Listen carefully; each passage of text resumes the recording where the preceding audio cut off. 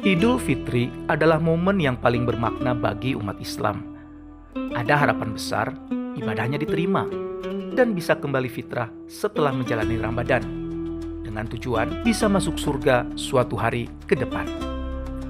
Namun di balik gema takbir, satu pertanyaan sering tersembunyi di hati. Apakah manusia bisa kembali fitrah hanya melalui ibadah dan amal yang ia lakukan? Pertanyaan ini diam-diam hidup di hati Pak Jaya. Pak Jaya adalah seorang PNS yang taat beragama. Ia menyambut Ramadan dengan satu kerinduan sederhana, memiliki hati yang bersih di hadapan Allah, agar kelak memperoleh surganya.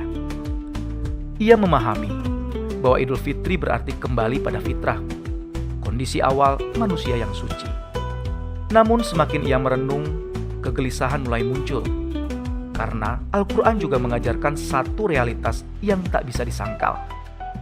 Sesungguhnya manusia itu sangat ingkar. Bahkan kelak setiap amal akan ditimbang.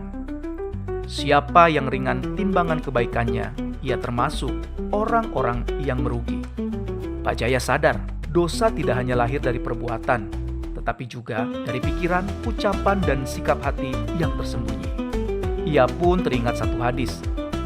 Manusia tidak diselamatkan oleh amalnya, melainkan oleh rahmat Allah.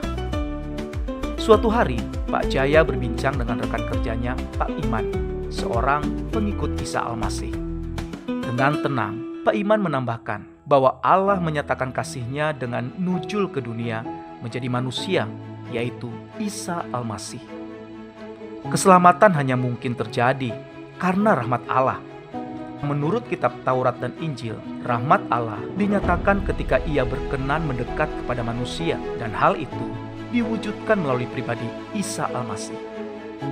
Tetapi karunia Allah tidak dapat disamakan dengan akibat dari kesalahan yang dilakukan oleh Adam. Anugerah Allah dilimpahkan melalui diri satu orang, yaitu Isa Al-Masih. Isa Al-Masih masuk ke dalam realitas manusia yang berdosa, bukan untuk menghakimi, tetapi untuk menyelamatkan. Melalui pengorbanan Isa Al-Masih di kayu salib, Allah menyediakan jalan pengampunan dan pembenaran bagi manusia. Pak Jaya tersentak dan terdiam.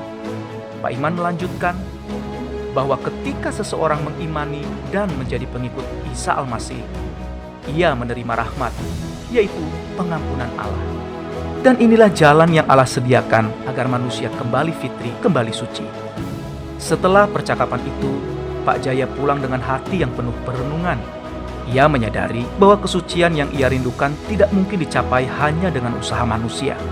Kini pertanyaannya bukan mengenai Ramadan bisa membersihkan hati atau tidak, melainkan maukah kita menerima rahmat Allah yang telah Ia sediakan melalui pengorbanan Isa Al-Masih di kayu salib? Klik di sini untuk mengenal lebih jauh tentang Isa Al-Masih.